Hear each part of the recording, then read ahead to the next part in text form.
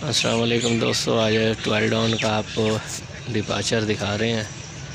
अब ये मौसम के अंदर फिर से दोबारा स्मोक सी हो गई है। सुबह किरणें बहुत अच्छी आई हुई थी, सूरज साफ़ था, लेकिन अब फिर दोबारा धुंध सी हो रही है।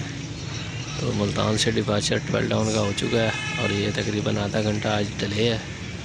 तो चलते हैं आगे वीडियो की तरफ। जैसे ही आगे आती है वीडियो, अपना गाड़ी जैसे ही आती है फिर आपको व्लॉग बना के दिखाते हैं। ठीक है दोस्तों, और रहें हमारे साथ, चैनल के साथ। ये दोस्तों हमारे पाकिस्तान का ब्रॉड गेज है।